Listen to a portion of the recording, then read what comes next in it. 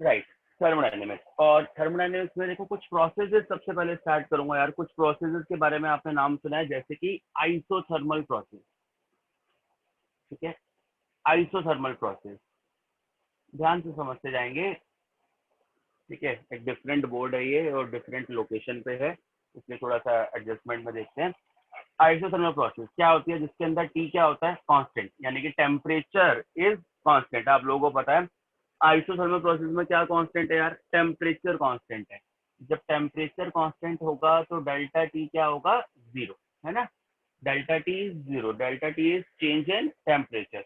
तो temperature constant है, change in temperature क्या है, जीरो है। ठीक है। दूसरा आप लोगों ने पढ़ा है कि जो आइडियल गैस इक्वेशन है, PV is equals to nRT, this is what ideal gas equation. ये हमारे पास क्या है यार, आइडियल गैस इक्वेशन, सबको पता है, राइट। अब क्या है कि n तो नंबर ऑफ मोल्स है, कांस्टेंट है, r जो है वो भी कांस्टेंट है। तो फॉर आइसोथर्मल प्रोसेस t भी कांस्टेंट है ना, इसका मतलब है pv मस्ट बी कांस्टेंट, है ना। इसका मतलब pv की वैल्यू क्या होनी चाहिए, कांस्टेंट होनी चाहिए। तो आइसोथर्मल के लिए t जो है वो कांस्टेंट है, या फिर हम लोग बोल सकते हैं कि pv की जो वैल्यू है वो क्या है, कांस्टेंट है। ठीक है। तो आइसोथर्मल प्रोसेस वो है जिसके अंदर टेम्परेचर सेम रहता है, टेम्परेचर कांस्टेंट रहता है, और अगर टेम्परेचर कांस्टेंट है तो product of pressure and volume remains constant, है ना। इसका मतलब है कि जो प्रोडक्ट है प्रेशर और वॉल्यूम का वो क्या रहता है, कांस्टेंट रहता है, राइट। और अगर आप एक ग्राफ बनाओगे जी पी और वी में, तो कैसा आना चाहिए, it should be like this, है ना, डाउनवर्ड्स आना चाहिए, रेक्टेंगुलर हाइपरबोला आना चाहिए, because both are inversely proportional to each other, है ना। दोनों एक दूसरे के क्या है, इनवर्सली प्रोपोर्शनल है। तो जब आप वॉल्यूम को इंक्रीज करोगे तो ऑब्वियसली प्रेशर क्या होगा, डिक्रीज होगा। ठीक है। चलिए, इसके बाद देखो यार, एक चीज आप लोगों ने पढ़ी हुई है, ये फॉर्मूला आपको याद होगा, Q is equal to M C delta T. यानी कि जब आप किसी बॉडी को हीट ट्रांसफर करते हो तो क्यू क्या होता है, M C delta T. Delta T जो हो गया वो क्या हो गया, चेंज इन टेम्परेचर। क्यू जो है वो हीट ट्रांसफर्ड हो गई, क्यू क्या है, कितनी हीट आपने ट्रांसफर की। और सी क्या है, C is the specific heat capacity. C क्या है, स्पेसिफिक हीट कैपेसिटी। क्या देखो, थ्योरी समझ में आनी बहुत जरूरी है, और थ्योरी समझ में आएगी तो फिर आप लोगों को क्वेश्चंस भी बहुत इजीली कर पाओगे। बहुत अच्छे क्वेश्चंस हैं इस चैप्टर के अंदर, और वो तभी कर पाओगे जब आप लोगों को थ्योरी जो है वो बिल्कुल क्लियर होगी। ठीक है। तो वो मैं बता रहा हूँ, क्यू क्या है, एम सी डेल्टा टी, सी क्या है, स्पेसिफिक हीट कैपेसिटी। अब अगर याद हो तो स्पेसिफिक हीट कैपेसिटी क्या थी, किसी को भी याद हो तो हम पढ़ते थे स्पेसिफिक हीट कैपेसिटी क्या है, it is the amount of heat required to raise the temperature of 1 gram of substance through 1 degree Celsius, है ना। 1 ग्राम सब्सटेंस का टेम्परेचर 1 डिग्री सेल्सियस इंक्रीज करने के लिए जितनी अमाउंट ऑफ हीट आपको देनी पड़ेगी, है ना, 1 ग्राम सब्सटेंस का टेम्परेचर 1 डिग्री सेल्सियस इंक्रीज करने के लिए जितना अमाउंट ऑफ हीट हमें देना पड़ेगा, वो उसकी क्या है, स्पेसिफिक हीट कैपेसिटी। वो बॉडी की स्पेसिफिक हीट कैपेसिटी है, राइट। तो हम लोग बोलते हैं कि आपके पास जो सी की वैल्यू आ गई, ध्यान से देखना, this is Q divided by M delta T, simple. ठीक है, कुछ नहीं किया मैंने, इसको इधर ले गया।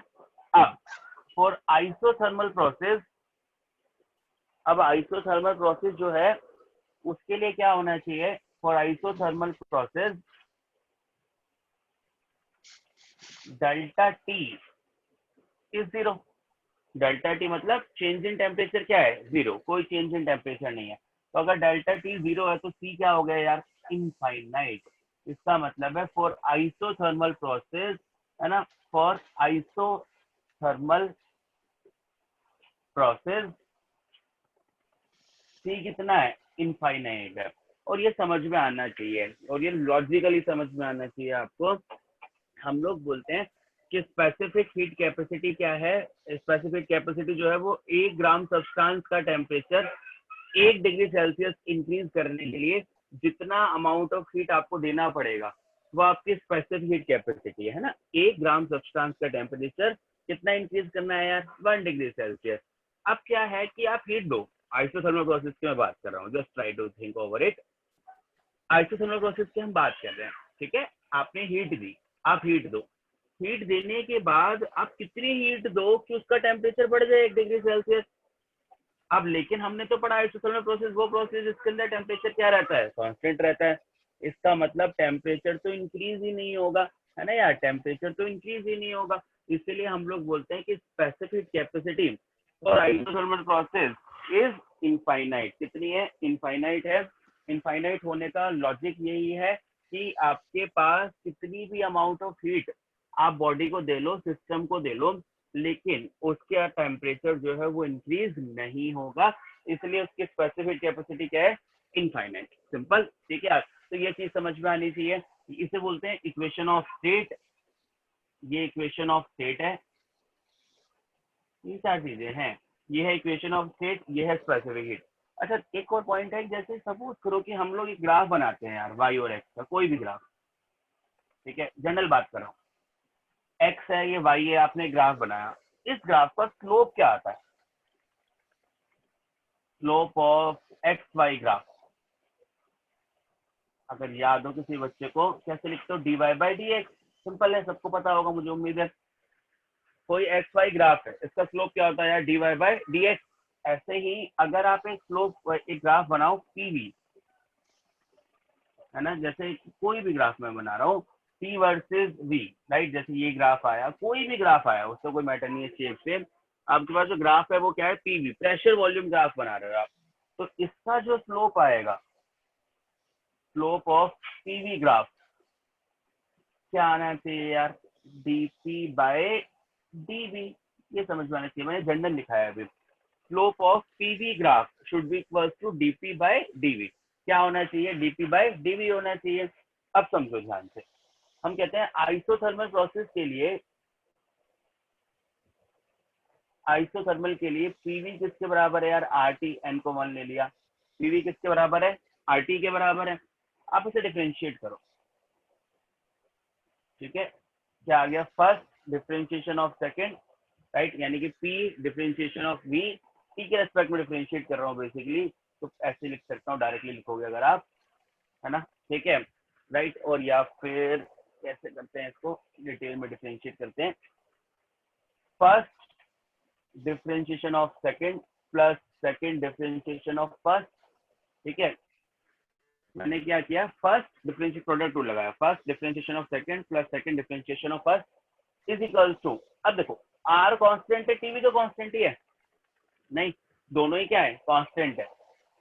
किस प्रोसेस के लिए, आइसोथर्मल प्रोसेस के लिए टीवी कांस्टेंट है यार, और आर तो कांस्टेंट होता ही है। इसका मतलब है right hand side is constant, और कांस्टेंट का डिफरेंशिएशन क्या होता है, 0, तो दिस वैल्यू इज 0। तो P D V, V is volume, plus V D P is equal to 0, that means P D V is equal to minus this, and ध्यान से देखो, डीपी बाई डीवी क्या आ गया यार, माइनस पी बाई वी। इसका मतलब है कि जो स्लोप आता है आइसोथर्मल कर्व का, है ना, is equal to minus P by V. यानी कि आपके पास कोई आइसोथर्मल प्रोसेस है, उसका जो स्लोप आता है वो सिंपली क्या आता है यार, माइनस पी बाय वी, ठीक है। नोट करो प्लीज इतना।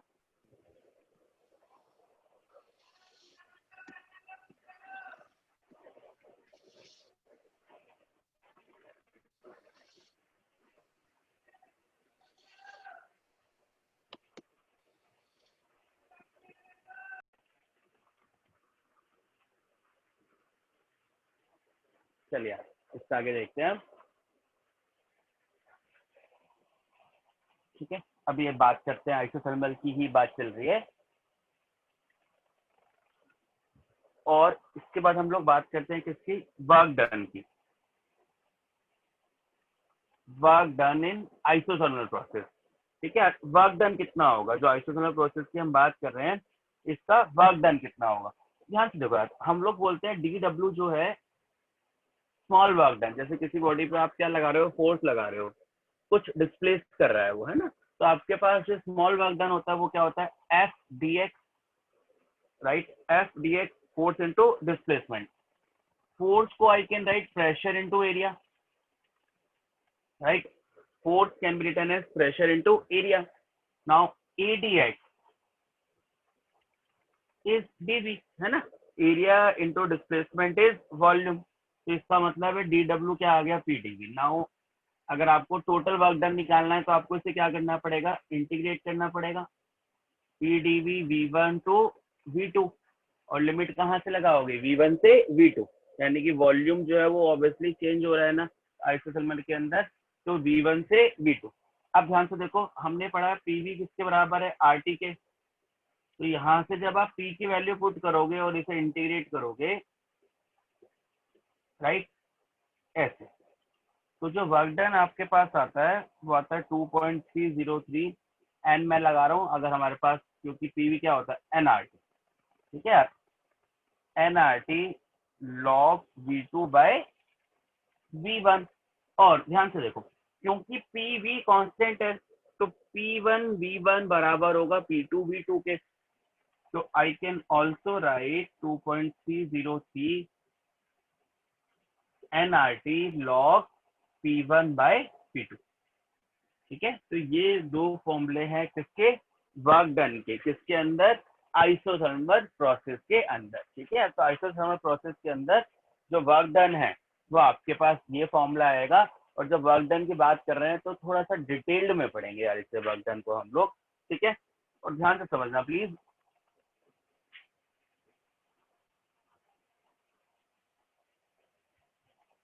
पीवी, ठीक है यार, ये क्या ग्राफ है, पीवी ग्राफ है। क्वेश्चन है कि आपके पास, जैसे आप लोग कहते हो कि स्लोप जो है वो क्या होता है, वाई अपॉन एक्स, हमने पढ़ा भाई स्लोप क्या होता है, वाई अपॉन एक्स, यानी कि dy बाई डी एक्स, यानी कि वाई एक्सिस में जो फिजिकल क्वांटिटी है डिवाइडेड बाय एक्स एक्सिस में जो फिजिकल क्वांटिटी है, उनके चेंज के रेशियो को हम क्या बोलते हैं, स्लोप बोलते हैं। अगला क्वेश्चन ये है कि अगर ये पीवी ग्राफ है तो एरिया ऑफ पीवी ग्राफ क्या देता है जी, एरिया ऑफ पीवी ग्राफ, कोई भी समझदार बच्चा, एरिया जो है वो क्या देता है, एरिया देता है दोनों एक्सिस का मल्टीप्लीकेशन, समझ रहे हो, एरिया क्या देता है, दोनों एक्सिस का मल्टीप्लीकेशन। तो आपके पास एरिया जो होता है वो होता है पीडीवी, यानी कि वर्क डन। इसका मतलब ये है कि आपके पास पीवी ग्राफ का जो एरिया है, यानी कि प्रेशर वॉल्यूम ग्राफ का जो एरिया है, वो मुझे क्या देता है यार, वो मुझे देता है वर्क डन।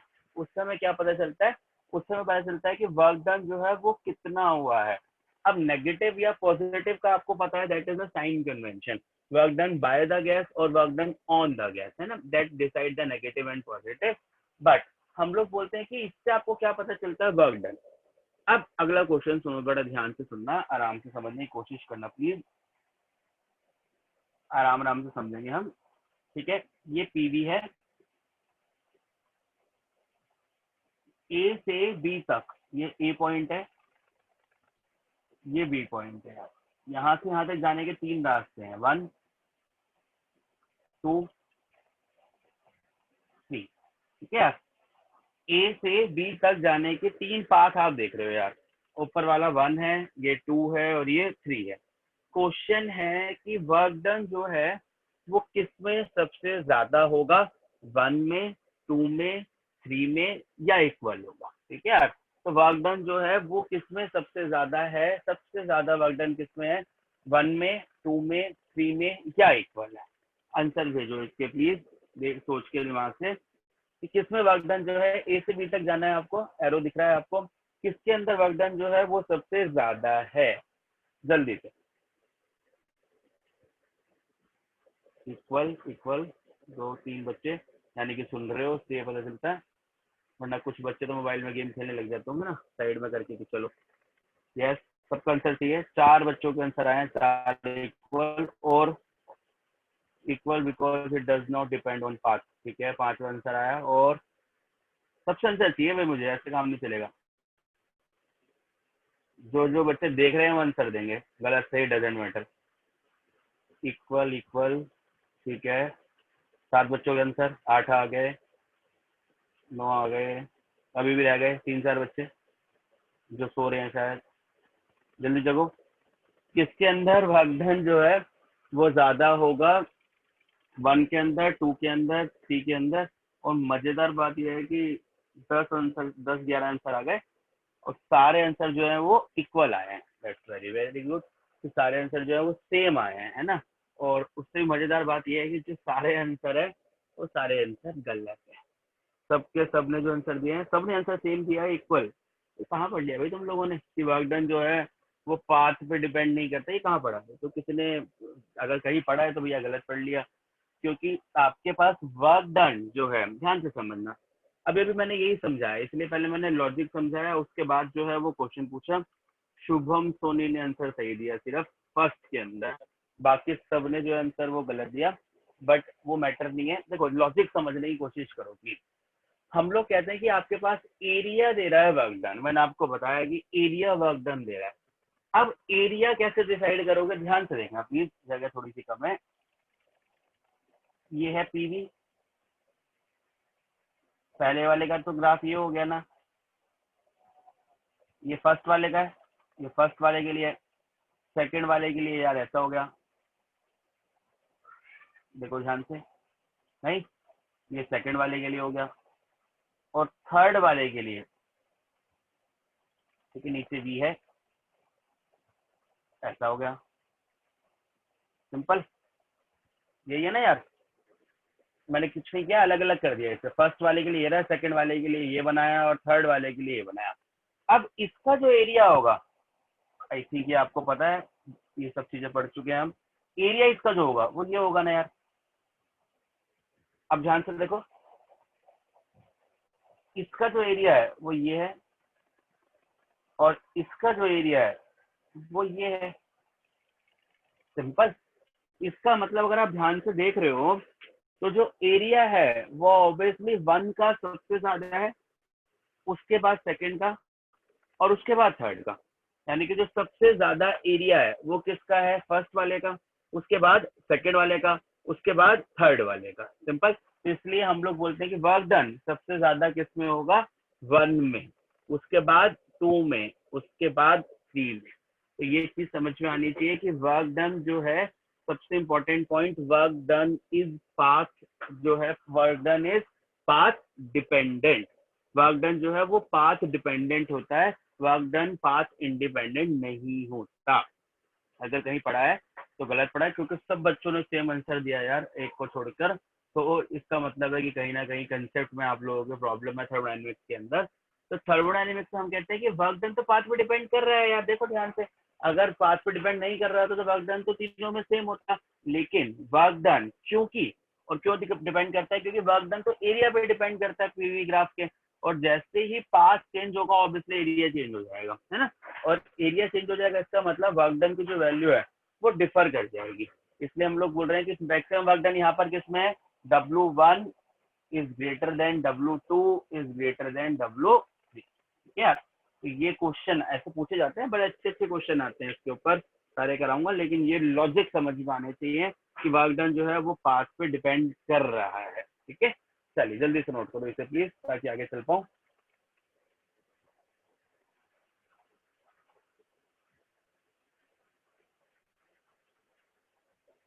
और ये लाइन जरूर लिख लेंगे कि work done is path dependent.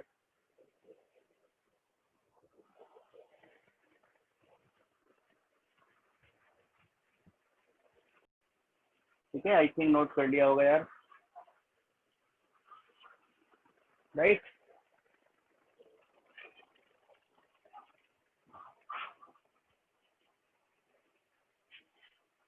Work done thermodynamics के लिए पाथ इंडिपेंडेंट होता है, ये क्या सभी क्वेश्चन है यार? वर्क डन, हाँ, जैसे कि हम लोग बोलते हैं ना यार, एक तो आप बात करते हो फोर्स की, कंजर्वेटिव और नॉन कंजर्वेटिव फोर्स, है ना?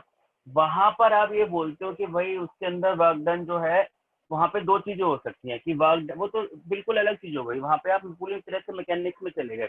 और वहां पर हम लोग बोलते हैं कि जो वर्क डन है वो आपके पास पाथ पे डिपेंड भी हो सकता है, जो फोर्स है, तो वो बोलते हो आप कंजर्वेटिव फोर्स, है ना यार? और नॉन कंजर्वेटिव फोर्स जिसमें वर्क डन पाथ डिपेंडेंट होता है। लेकिन हम लोग बात कर रहे हैं थर्मोडायनेमिक्स के अंदर कि हमेशा वर्क डन जो है वो पाथ डिपेंडेंट, क्योंकि ये समझ में आना चाहिए, वर्क डन यहाँ पर जो होता है ना यार, वो प्रेशर वॉल्यूम वर्क डन होता है, और प्रेशर वॉल्यूम जो है वो मतलब हो गया एरिया ऑफ ग्राफ। और एरिया ऑफ ग्राफ जो है वो हमेशा क्या होगा? वेरी करेगा, मतलब पाथ अगर अलग अलग है तो एरिया भी डिफर करेगा, और एरिया अगर डिफर करेगा इसका मतलब वर्क डन भी डिफर करेगा। ठीक है। तो वहां फोर्स की अगर आप बात करोगे सिंपली एफ डी एक्स की, तो फोर्स के ऊपर जब डिपेंड करता है तो फिर वहां कंजर्वेटिव नॉन कंजर्वेटिव आता है, वहां ये कंसेप्ट नहीं लगेगा। लेकिन जब हम लोग थर्मोडायनेमिक्स की बात करते हैं तो वो हमेशा जो है वो वर्क डन पाथ डिपेंडेंट होगा, ठीक है यार। अच्छा, और देखो प्लीज, राइट, पीवी, लो जी, ये ग्राफ है, ठीक है, ऐसे।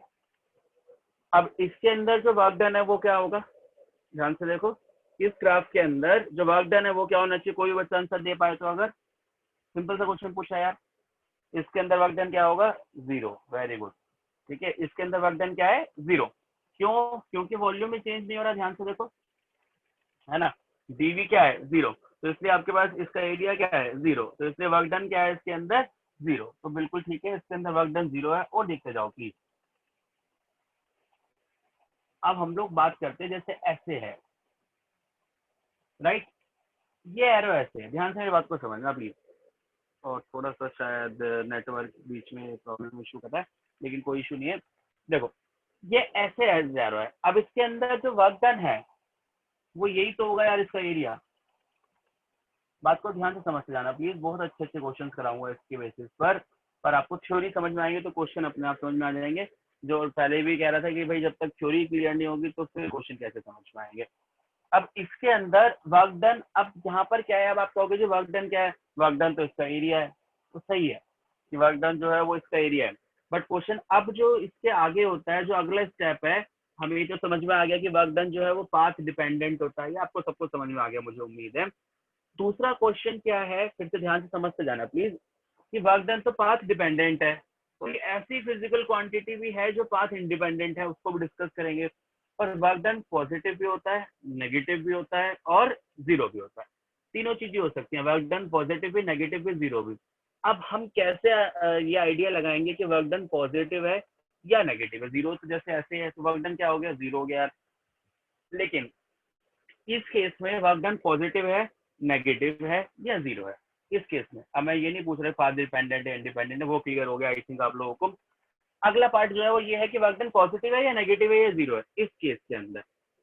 एनीबडी, और जग के बोलो यार, ऐसे काम नहीं चलेगा। एक बच्चा अगर आंसर देगा तो मुझे समझ में नहीं आएगा ना कि आप लोगों को क्लियर हो रही है चीजें या नहीं हो रही, है ना। तो कोशिश क्या करो कि सब लोग एक्टिवली इन्वॉल्व रहो ताकि पढ़ाने में भी मजा आए। अब सामने तो हो नहीं, लेकिन ऐसे भी तो पता होना चाहिए ना यार कि बच्चा देख रहा है, right, good. Work done is positive, काफी सारे आंसर आ गए, यही चाहिए मुझे कि गलत आए बेशक आंसर, लेकिन इन्वॉल्वमेंट बहुत जरूरी है यार, ठीक है। तो वर्क डन क्या है, पॉजिटिव।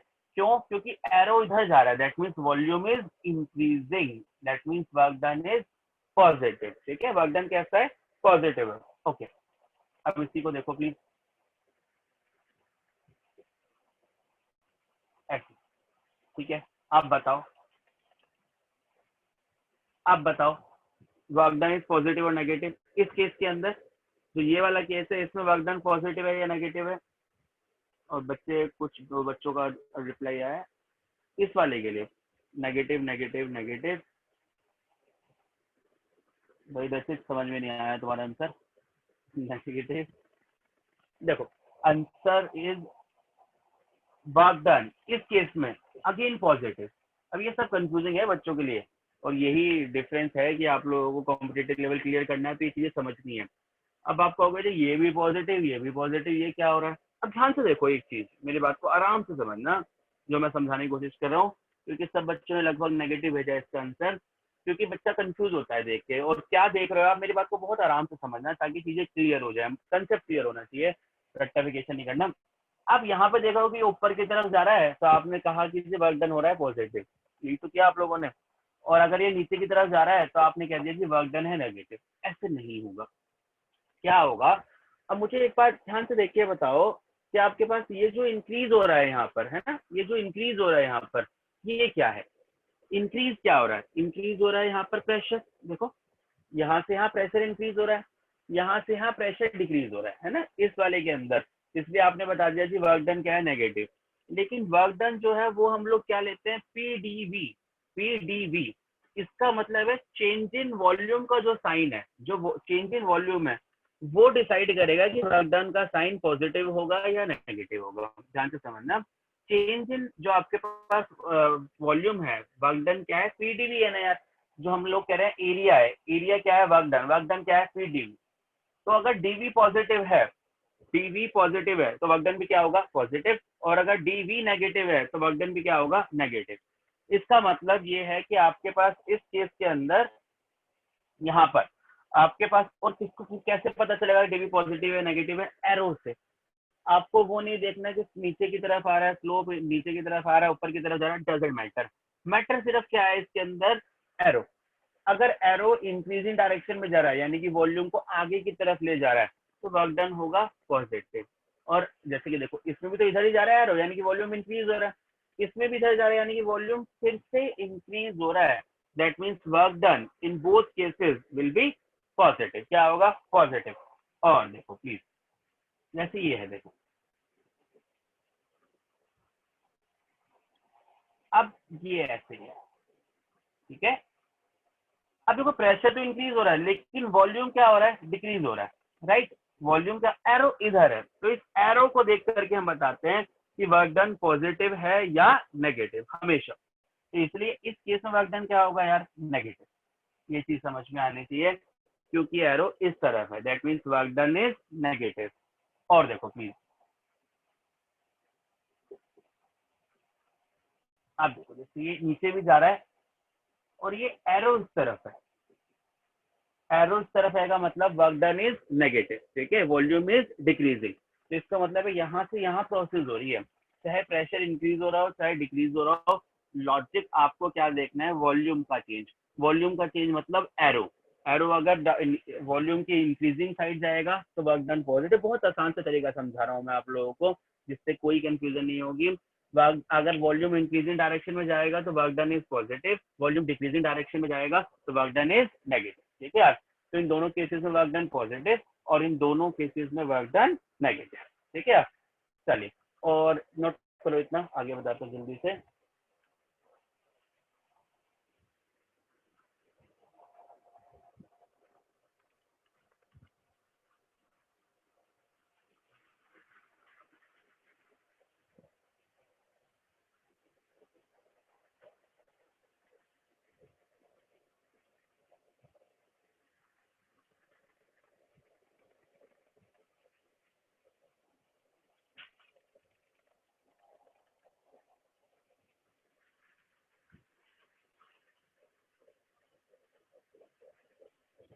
ठीक है, आई थिंक नोट कर लिया होगा।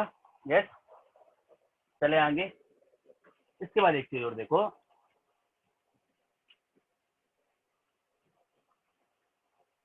देखो यार, इसके बाद हम लोग बात करते हैं, जैसे कि मैंने अभी एक ग्राफ बनाया था टीवी का, और मैंने कहा था कि आपके पास ये पाथ ए से बी जा रहे हो आप, ये है 1, ये है 2 और ये है 3, ठीक है, जो हमने अभी क्वेश्चन किया था इससे पहले। ये है 1, ये है 2, ये है 3, ठीक है। अब ध्यान से देखना प्लीज, हमने ये पढ़ा कि जो वर्क डन है वो 1 में ज्यादा है वर्क डन 2 से, फिर वर्क डन 3, बता दिया ये मैंने। आई थिंक ये सब लोगों को क्लियर है कि जो वर्क डन है वो आप सब लोगों को बिल्कुल क्लियर है कि वर्क डन किस में सबसे ज्यादा था, 1 में, उसके बाद 2 में और उसके बाद 3 में, है ना। ये आई थिंक सब लोगों को क्लियर है। दूसरा पॉइंट समझो प्लीज। अब हम लोग ये कहते हैं कि होता क्या है कि जो इंटरनल एनर्जी है, इंटरनल एनर्जी जिसे आप डी यू लिखते हो या यू लिखते हो, इज पाथ इंडिपेंडेंट, ठीक है। क्या चीज पाथ इंडिपेंडेंट है, इंटरनल एनर्जी। वर्क डन तो पाथ डिपेंडेंट है, लेकिन internal energy is path independent. Work done is path dependent, fine. Work done कैसा है यार, पाथ डिपेंडेंट। इंटरनल एनर्जी है पाथ इंडिपेंडेंट। अब फर्स्ट लॉ ऑफ थर्मोडायनेमिक्स क्या कहता है, बाद में वो डिटेल में डिस्कस करूंगा, पर अभी थोड़ा सा यूज करेंगे यहाँ पर। फर्स्ट लॉ ऑफ थर्मोडायनेमिक्स ये कहता है कि जब आप किसी सिस्टम को हीट प्रोवाइड करते हो, जब आप किसी सिस्टम को हीट प्रोवाइड करते हो तो वो उसे दो तरह से यूज करता है यार। जब आप किसी सिस्टम को हीट प्रोवाइड करते हो तो वो उसे दो तरह से यूज करता है। कैसे? एक तो इंटरनल एनर्जी इंक्रीज करता है, दूसरा वर्क डन करता है। एक तो इंटरनल एनर्जी इंक्रीज करता है, दूसरा वर्क डन करता है। इसका मतलब है कि जो डी क्यू है वो बराबर होता है यार डी यू प्लस डी डब्ल्यू के। This is according to first law of thermodynamics. ध्यान से समझने की कोशिश करना। ये क्या है यार? ये स्टेटमेंट है फर्स्ट लॉ ऑफ थर्मोडायनेमिक्स का कि जितनी सिस्टम को आप हीट देते हो वो उसे दो पार्ट में डिवाइड करता है। एक तो इंटरनल एनर्जी में चेंज करता है और दूसरा क्या करता है? वर्क डन करता है। ठीक है, तो अगर ऐसा है तो ध्यान से देखो, इस पर्टिकुलर क्वेश्चन के अंदर W1 ज्यादा है W2 से, ग्रेटर है W3 से। अच्छा, U1 जो होगा यानी कि जो DU1 होगा वो इक्वल होगा DU2 के, बराबर होगा DU3 के। सिंपल, ये समझ में आना चाहिए कि भाई ये इंटरनल एनर्जी तो सेम रहती है, इंटरनल एनर्जी तो पाथ डिपेंडेंट है ही नहीं। तो जब इंटरनल एनर्जी पाथ डिपेंडेंट नहीं है तो इसका मतलब है कि जो आपके पास डी यू है वो तीनों पाथ के लिए क्या रहेगा? सेम रहेगा। अब क्वेश्चन बहुत सिंपल सा है और बहुत आसान सा क्वेश्चन है जो आप लोग आंसर कर पाओगे। जो क्यू की वैल्यू है क्या वो सेम रहेगी सबके लिए, या क्यू की वैल्यू किसके लिए सबसे ज्यादा होगी? Again question is very simple, फिर से मुझे आंसर चाहिए। क्यू की वैल्यू किसके लिए सबसे ज्यादा होगी? तीनों पाथ में से 1 2 3 किसके लिए क्यू की वैल्यू सबसे ज्यादा होगी? That's right, answer is 1 obviously, है ना।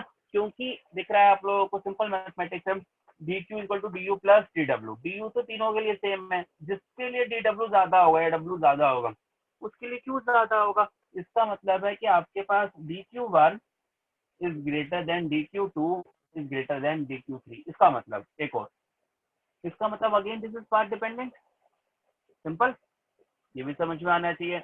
इसका मतलब ये भी क्या है यार? पाथ डिपेंडेंट है। तो इसका मतलब जो पाथ इंडिपेंडेंट है वो सिर्फ और सिर्फ क्या है? Internal energy. जो तीनों फिजिकल क्वांटिटी की मैंने बात की, हीट की, वर्क डन की और इंटरनल एनर्जी, उनमें से internal energy is path independent and others our path dependent. ठीक है, आप नोट करो। अब चलते हैं एडियाबैटिक प्रोसेस की तरफ। ठीक है, ये जो है ये तो हम लोगों ने आइसोथर्मल पढ़ लिया कंप्लीट।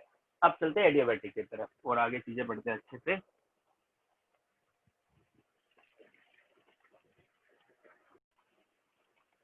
ठीक है, चलिए अब बात करते हैं इसके बाद इसकी एडियाबैटिक प्रोसेस की। Right, adiabatic process. और एडियाबैटिक प्रोसेस क्या है? सब लोगों को पता है, आप लोगों को, जिसके अंदर हीट का एक्सचेंज नहीं होता है ना। देखो, हम लोग ये नहीं कहते कि हीट नहीं होती, हीट का एक्सचेंज नहीं होता सिस्टम और सराउंडिंग के बीच में। यानी कि जिसके पास जो हीट है वो उसके पास ही रहेगी, हीट का एक्सचेंज नहीं होगा सिस्टम और सराउंडिंग में। तो आपके पास क्यू क्या है? कांस्टेंट है, और क्यू कांस्टेंट है और डी क्यू क्या है यार? जीरो। डी क्यू का मतलब है कि हीट जो है उसका ट्रांसफर नहीं होगा, है ना। और हीट का ट्रांसफर नहीं होता, ये चीज क्लियर होनी चाहिए एडियाबैटिक प्रोसेस के अंदर। दूसरी चीज जो इसकी इक्वेशन ऑफ स्टेट होती है यार, वो होती है पीवी की power gamma is equal to constant. इस चीज क्लियर होनी चाहिए जो बता रहा हूँ, ये है इक्वेशन ऑफ स्टेट।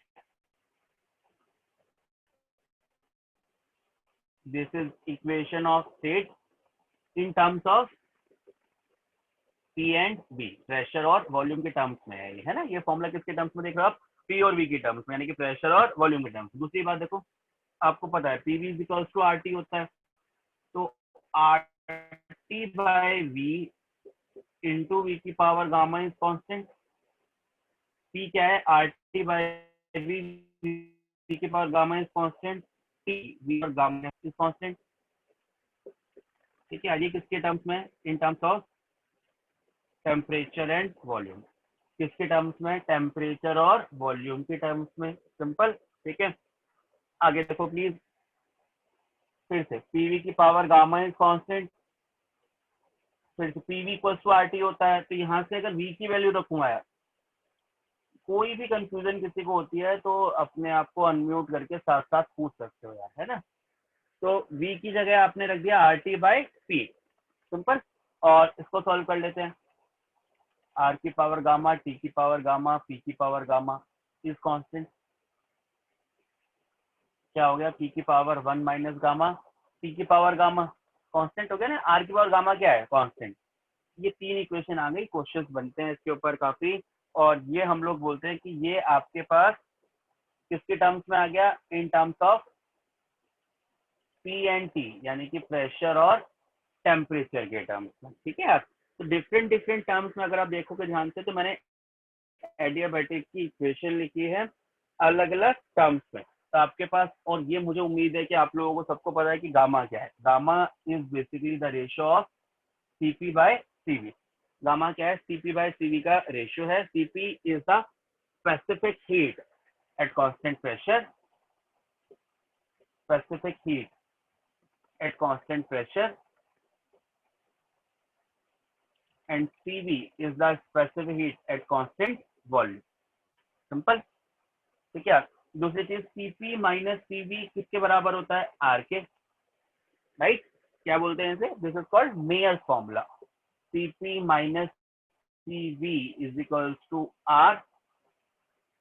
और देखो, Cp is equals to R plus Cv, इसका मतलब है Cp by Cp is always greater than Cv। समझ में आने चाहिए बात यार। सीपी क्या होगा, हमेशा ज्यादा होगा सीवी से। और अगर सीपी ज्यादा होगा सीवी से, तो गामा हमेशा ग्रेटर होगा 1 से, है ना। गामा जो होगा वो हमेशा ग्रेटर होगा किससे यार, 1 से। तो ये पॉइंट जो है वो आप लोगों को बिल्कुल क्लियर होना चाहिए कि डिफरेंट डिफरेंट मैंने इक्वेशंस लिखी, नोट करो इतना ही, फिर आगे करते हैं यार। ठीक है, कोई भी कंफ्यूजन है तो प्लीज पूछ लो किसी को भी।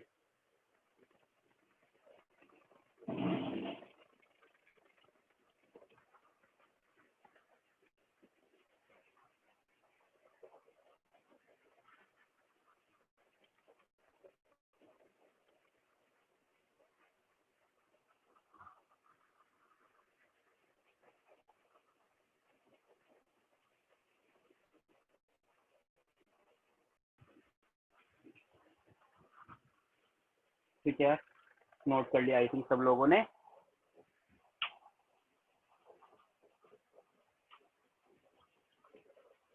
राइट, हटा दो। चलिए,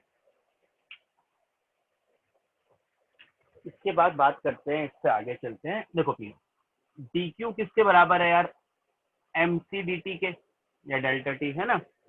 आपके पास इसका मतलब जो सी की वैल्यू आ गई वो आ गई D Q divided by M D T. और फिर से फॉर एडियाबैटिक प्रोसेस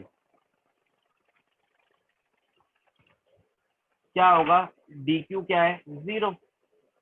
तो स्पेसिफिक हीट कैपेसिटी क्या होनी चाहिए, 0। इसका मतलब है स्पेसिफिक हीट कैपेसिटी जो है वो एडियाबैटिक प्रोसेस के लिए कितनी होती है, 0। स्पेसिफिक कैपेसिटी एडियाबैटिक प्रोसेस के लिए क्या होती है, 0। और आइसोथर्मल प्रोसेस के लिए क्या होती है, इनफाइनाइट। क्योंकि फिर से पॉइंट वही है, लॉजिकली समझ में आना चाहिए। स्पेसिफिक कैपेसिटी क्या है, कितना अमाउंट ऑफ हीट आप दोगे 1 ग्राम सब्सटेंस के टेम्परेचर को 1 डिग्री सेल्सियस इंक्रीज करने के लिए। और इसके अंदर तो हमने पढ़ा टेम्परेचर इंक्रीज ही नहीं होता यार, वो सॉरी हीट ही ट्रांसफर नहीं होती। तो जब हीट ही ट्रांसफर नहीं होगी तो डी क्यू क्या है, 0। और इसलिए स्पेसिफिक हीट कैपेसिटी भी क्या होगी, 0। तो इसलिए एडियाबैटिक प्रोसेस के लिए स्पेसिफिक कैपेसिटी क्या होती है, 0। क्लियर। दूसरा पॉइंट समझना बहुत इंपॉर्टेंट है, जब हम लोग बात करते हैं स्लोप की, स्लोप ऑफ एडियाबैटिक प्रोसेस। ठीक है, स्लोप की बात करेंगे यार। स्लोप की कैसे बात करेंगे, यानी कि अगर आप ग्राफ बनाओगे डीपी पी और वी का, तो इसका स्लोप क्या होगा। देखो, अब जो जर्नल स्लोप का फॉर्मूला होगा वो क्या होगा, डीपी बाई डी, जो वहां पे हमने पढ़ा था वो तो सेम ही रहेगा ना यार। जब भी आप पी ग्राफ बनाओगे स्लोप क्या होगा, डीपी बाई डीवी। अब वो डीपी बाई डीवी किसके बराबर, ये हम लोगों को फाइंड करना है। ठीक है, डीपी बाई डी जो है किसके इक्वल है, कैसे करोगे, देखो ध्यान से।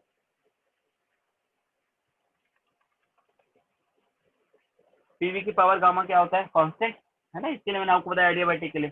फिर से डिफरेंशिएट करोगे, first p as it is. अब वी की पावर गामा का डिफरेंशिएशन क्या होगा यार, गामा वी गामा -1, एक्स के पावर एन का डिफरेंशिएशन सबको पता है, एन एक्स के पावर एन -1।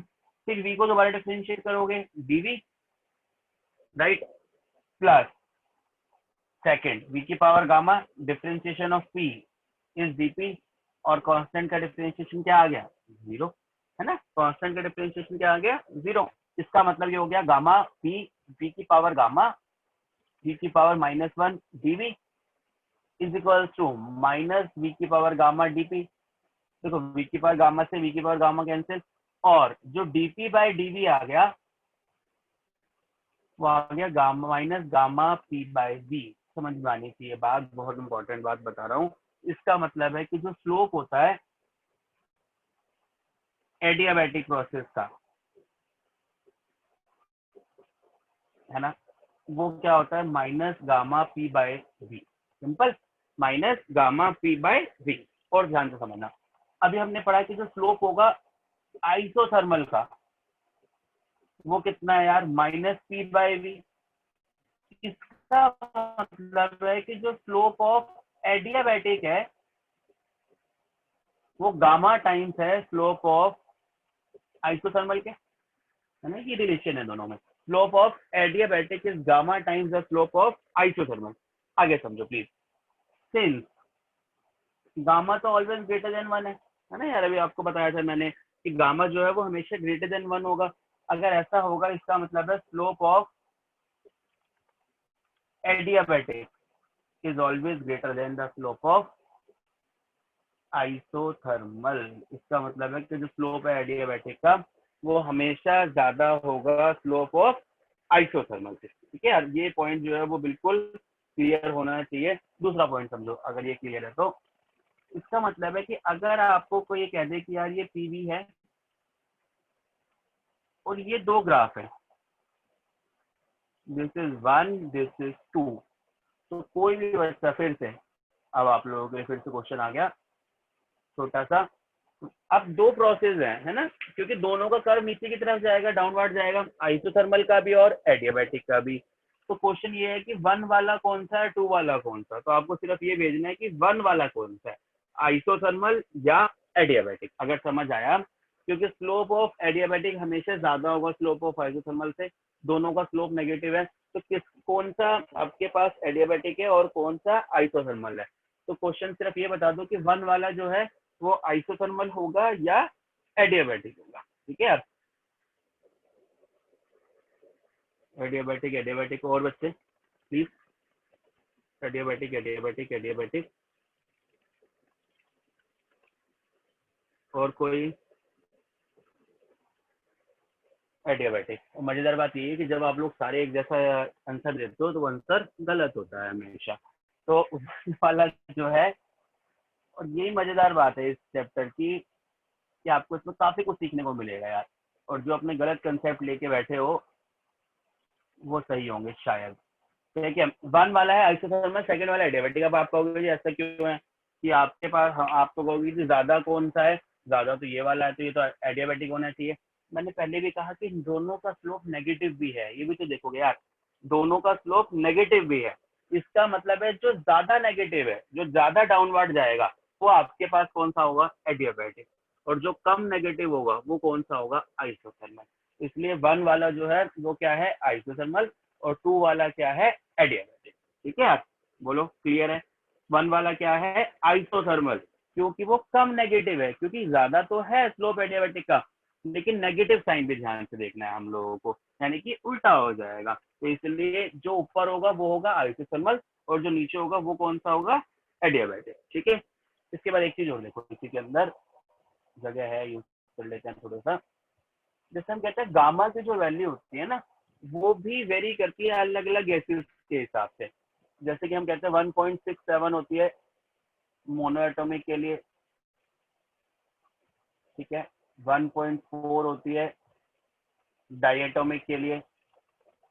ये क्या है, गामा की वैल्यू है। 1.33 होती है ट्राइएटॉमिक के लिए, राइट। तो अगर फिर से पीवी ग्राफ है, 1 2 3, अब इसमें आइसोथर्मल नहीं है, सारी एडियाबैटिक है ना यार। पीवी की पावर गामा होता है, देखो है ना, पीवी की पावर गामा होता है। तो आपके पास मैं यही कह रहा हूँ कि 3 वैल्यूज है गामा की, 1.67, 1.4, 1.33। 3 ग्राफ बनेंगे, एक बनेगा भैया मोनोएटॉमिक के लिए, दूसरा बनेगा डाइएटॉमिक के लिए, तीसरा बनेगा किसके लिए, ट्राइएटॉमिक के लिए। तो क्वेश्चन सिर्फ ये है कि 1 वाला कौन सा है, मोनोएटॉमिक, डाइएटॉमिक या ट्राइएटॉमिक, सिर्फ ये बता दो कि 1 वाला कौन सा है।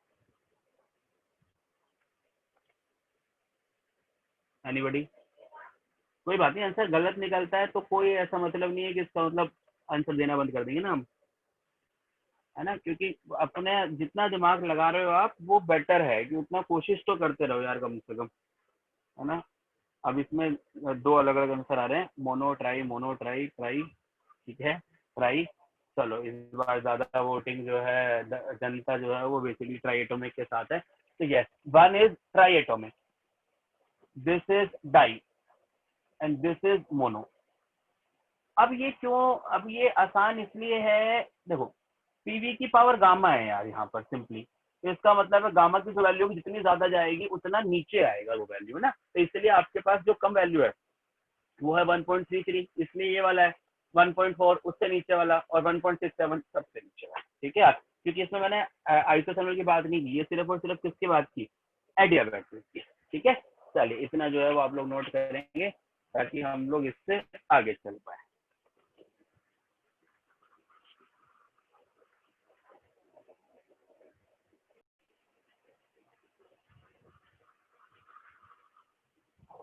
ठीक है, चलिए यार अब आगे चलते हैं इससे। नोट कर लिया सब लोगों ने? किसी का रह गया तो बता दो अभी भी।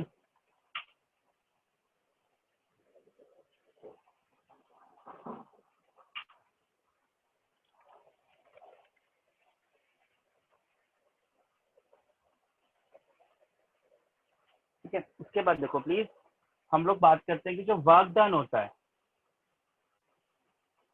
वर्क डन इन एडियाबैटिक,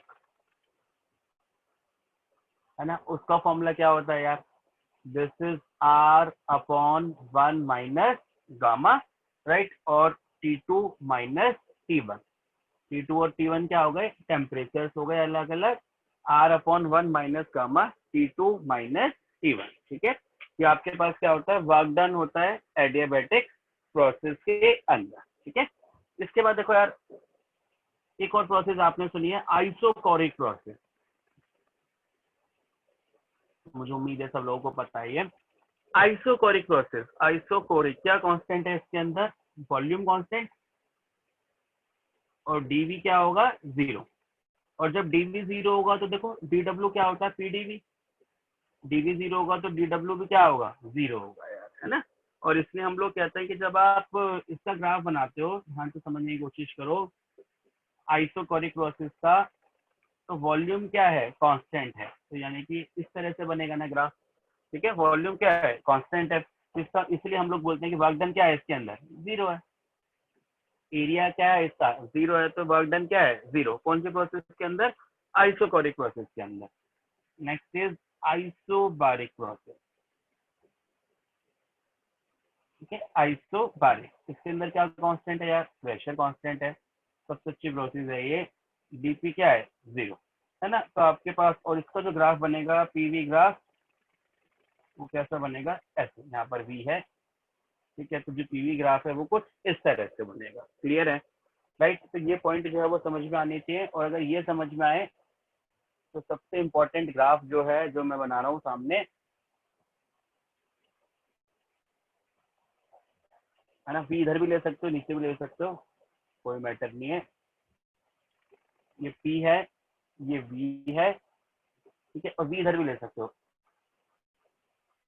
1 2 3 4, ठीक है। आप 4 ग्राफ बनाए मैंने एक साथ, ध्यान से देखो,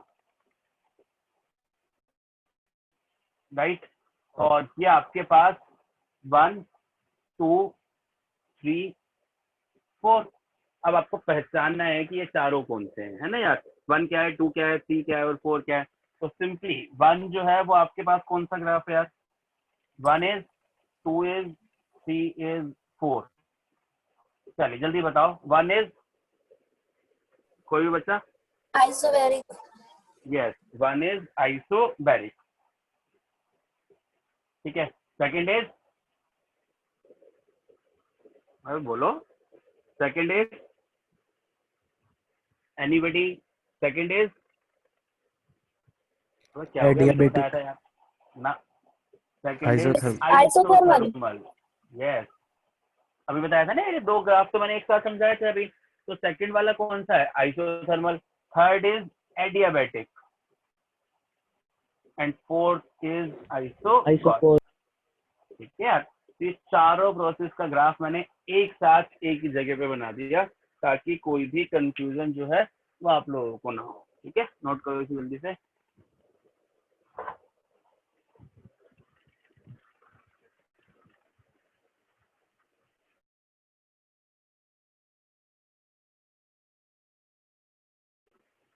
ठीक है, नोट कर लिया होगा ये। हो गया ना यार सबका? चले आगे, ठीक है, okay.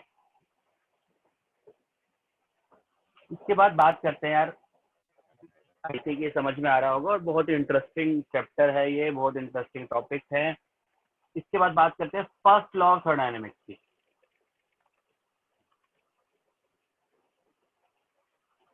First law of thermodynamics जो मैंने आपको पहले ही बता दिया कि फर्स्ट लॉ ऑफ थर्मोडायनेमिक्स क्या कहता है यार, कि जब आप किसी सिस्टम को हीट देते हो, है ना, किसी सिस्टम को जब आप हीट देते हो तो वो उसे दो पार्ट में डिवाइड करता है। कैसे? एक तो इंटरनल एनर्जी में चेंज करेगा अपनी, और एक वर्क डन करेगा। इंटरनल एनर्जी में चेंज करेगा और वर्क डन करेगा। बहुत ध्यान से समझना, आगे का सारा जो भी किस्सा है वो मैं इसी एक लाइन पे आपको समझा दूंगा सारा। D Q is D you plus D W, ठीक है। D Q is D U, D Q जो है, जो हीट आपको मिल रही है उसको आप दो तरह से यूज कर रहे हो। कैसे? इंटरनल एनर्जी को चेंज कर रहे हो, प्लस आप क्या कर रहे हो? वर्क डन कर रहे हो। अब ध्यान से देखना, मेरी बात को समझना। जो डी डब्ल्यू होता है, क्या लिख सकते हो इसे? पीडीवी। बताया मैंने आपको भाई, वर्क डन क्या होता है? प्रेशर वॉल्यूम वर्क डन होता है। तो डी डब्ल्यू को हम लिख सकते हैं पीडीवी।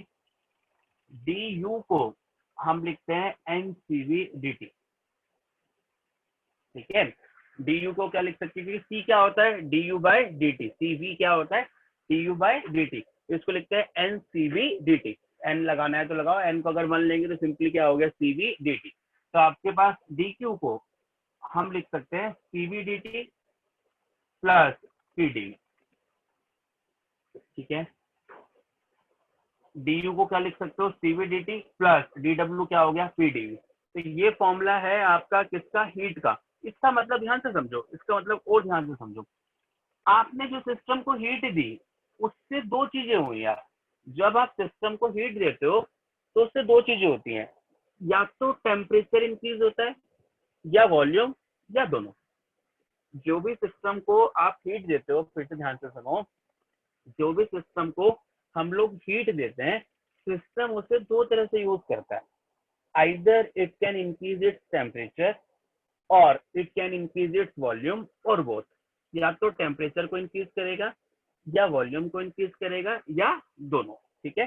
टेम्परेचर इंक्रीज होगा या वॉल्यूम इंक्रीज होगा, या दोनों होंगे। तो ये चीज समझ में आनी चाहिए कि जो हम हीट दे रहे हैं वो आपके पास सीवीडीटी, टेम्परेचर इंक्रीज होगा या वॉल्यूम इंक्रीज होगा, या दोनों। तो सिस्टम को जब आप हीट दे रहे हो तो वो दो ही चीजें कर रहा है, either it can increase this temperature और it can increase this volume, और बोथ। जैसे कि समझना ध्यान से, फॉर आइसोथर्मल प्रोसेस, और इसी से रट्टा मारने के लिए नहीं है, लॉजिकली समझने के लिए है। आइसोथर्मल प्रोसेस के लिए डीटी क्या होता है आपको पता है? जीरो, है ना। अब ये समझने की चीजें हैं सब, जिसको हम लोग न्यूमेरिकल में यूज करते हैं। डीटी क्या है? जीरो। अगर डीटी जीरो है इसका मतलब डी यू भी तो जीरो है, नहीं? अगर डीटी जीरो है तो डी यू तो ये है, तो डीटी जीरो है तो डी यू भी जीरो है। इसका मतलब आइसोथर्मल प्रोसेस के अंदर इंटरनल एनर्जी में कोई भी चेंज नहीं होता। That means no change in internal energy. Isothermal process के अंदर कोई भी इंटरनल एनर्जी में चेंज नहीं होता, और जो सारी की सारी हीट है वो क्या करने में चली गई? पीडीवी, वर्क डन करने में। यानी कि डी क्यू किसके बराबर हो गया जी? डी डब्ल्यू के। ये चीज जो है वो क्लियर होनी चाहिए, है ना। डी क्यू किसके बराबर हो गया, डी डब्ल्यू के, डी यू क्या हो गया 0। कौन सी प्रोसेस के अंदर, आइसोथर्मल प्रोसेस के अंदर। ऐसे ही देखो प्लीज,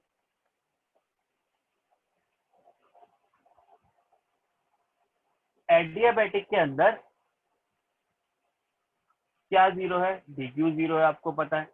हीट का एक्सचेंज नहीं होता, हीट का कोई ट्रांसफर नहीं होता सिस्टम से सराउंडिंग में। तो अगर डी क्यू 0 होगा तो इसका मतलब है डी यू बराबर हो गया माइनस डी डब्ल्यू के। यानी कि जो इंटरनल एनर्जी में चेंज होगा वो उसके वजह से, किसकी वजह से आएगा, टेम्परेचर में चेंज की वजह से। यानी कि CV D T is equal to minus P D V. ठीक है यार, ये चीज जो है वो बिल्कुल क्लियर होनी चाहिए कि किस चीज का कैसे कैसे क्या क्या इफेक्ट पड़ता है आप लोगों का। ठीक है, दूसरी चीज फॉर आइसोबारिक, आइसोकोरिक, बारिक का तो कोई इफेक्ट नहीं पड़ेगा। आइसोकोरिक में वी कांस्टेंट है, डीवी क्या है 0 है। अब ध्यान से देखो, जब डीवी 0 है तो डी डब्ल्यू 0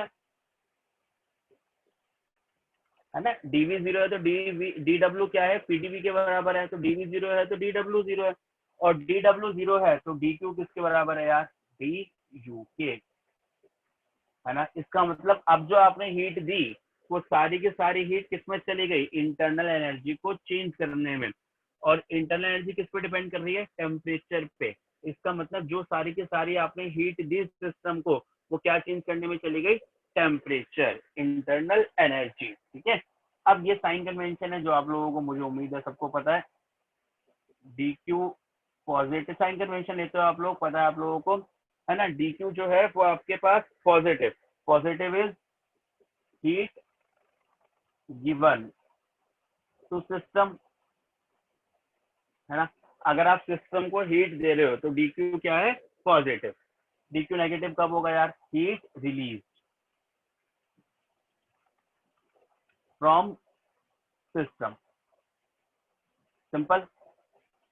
अच्छा, डी यू पॉजिटिव कब होगा, when temperature increases, D you increases. समझ में आनी चाहिए सीधी सी बात, क्योंकि डी यू किस पे डिपेंड करता है, टेम्परेचर पे। तो जब टेम्परेचर बढ़ेगा तो इंटरनल एनर्जी भी क्या होगी, इंक्रीज होगी। ऐसे ही डी यू नेगेटिव कब होगा, when temperature decreases, D you decrease. ठीक है, D W positive, that is work done by system. अब ये आप उल्टा पढ़ते होंगे केमिस्ट्री में, है ना, जहां तक मुझे उम्मीद है। वहां पे आप पढ़ते हो वर्क डन ऑन सिस्टम, और यहाँ पर हम लेते हैं work done on system is negative and work done by system is positive. क्योंकि वहां पर जो आप इक्वेशन पढ़ते हो वो पढ़ते हो Q is equal to U plus W. किस वजह से आती है आई डोंट नो। यहाँ पर लॉजिक मैंने आपको समझा दिया, जब आप किसी सिस्टम को हीट दोगे यार, तभी तो वो उसे दो पार्ट में डिवाइड करेगा, तभी तो वो कुछ वर्क डन करेगा। बिना हीट के वर्क डन कैसे करेगा, या तो हीट आ ना रही हो तब तो वो उसके बेसिस पर कर लेगा, जो हमने एडियाबैटिक प्रोसेस पढ़ी।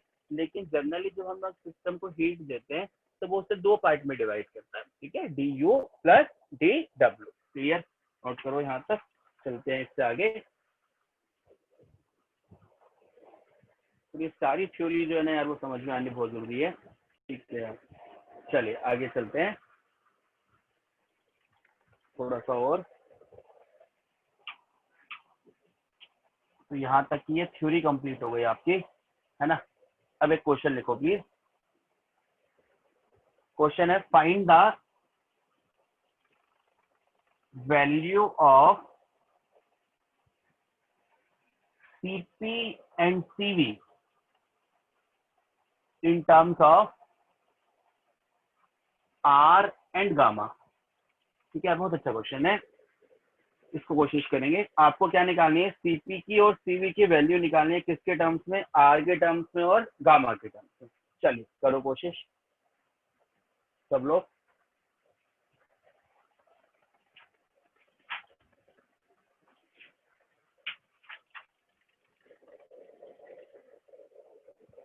Cp एंड Cv की वैल्यू निकालनी है हमें इन terms of R and gamma.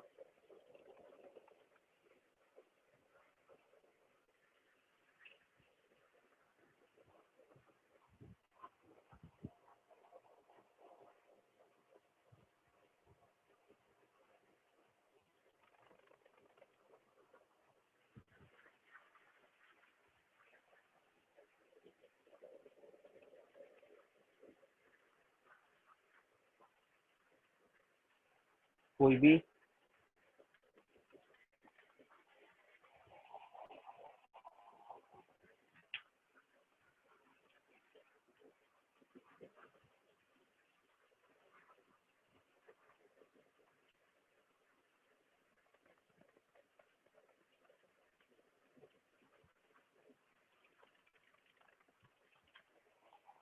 कैसे करेंगे यार, देखो Cp माइनस Cv किसके बराबर है, आर के, ठीक है, और Cp अपॉन Cv किसके बराबर है, गामा के।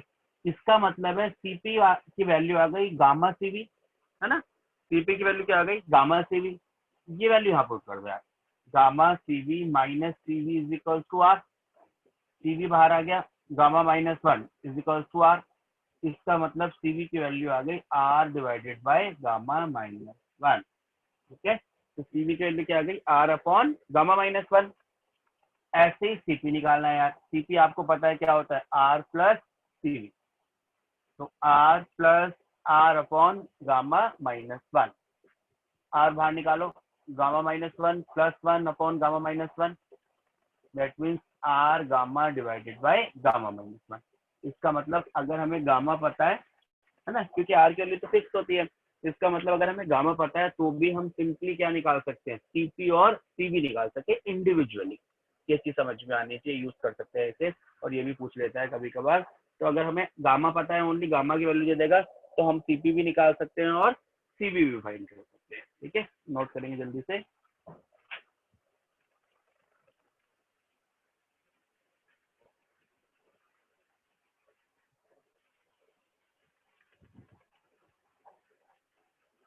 Right,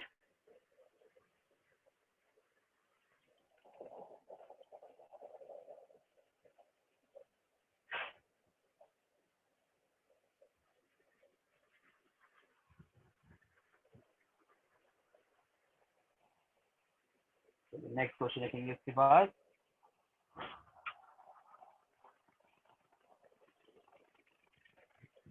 find the value of dq by dw, ठीक है, किसकी वैल्यू निकालनी है, dq by dw in terms of gamma. आपको वैल्यू निकालनी है dq by dw in terms of gamma. चलिए कोशिश कर सकते हो यार, dq बाय dw की वैल्यू चाहिए जी।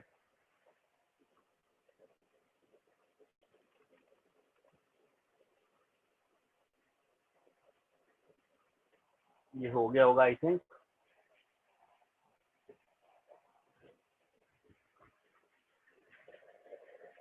You have to find the value of dq divided by dw।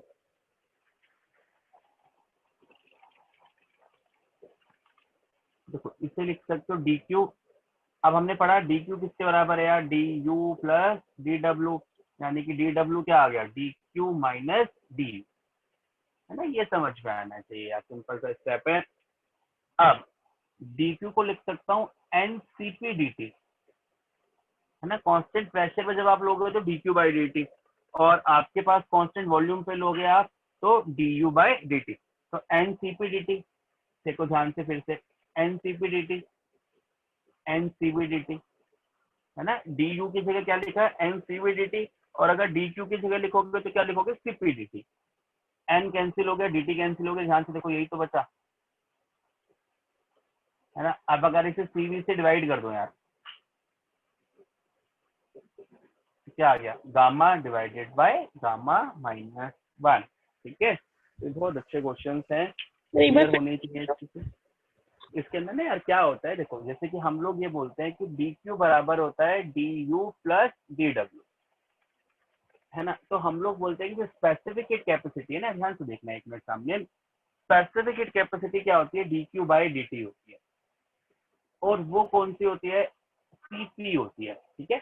लेकिन और डी क्यू इसके बराबर है, लेकिन जब हम सीवी लिखते हैं तो डी डब्ल्यू तो जीरो हो जाएगा, जब वॉल्यूम लोगे कांस्टेंट तो वर्क डन तो जीरो हो जाएगा। तो यहाँ पर ये हो जाता है D U by D T. तो इसलिए मैंने लिखा कि डी क्यू को क्या लिख सकते हो, CP D T, N number of moles है, और इसलिए डी क्यू को क्या लिख सकते हैं, N CP D T. D U को क्या लिख सकते हैं, एन सीवी डी टी, हमेशा ध्यान रखना। तो इसलिए देखो इसके अंदर मैंने क्या किया, D Q by D W निकालना था हमें। डी डब्ल्यू क्या हो गया, D Q minus D U. D Q किसके बराबर है, एन सीपी डी टी।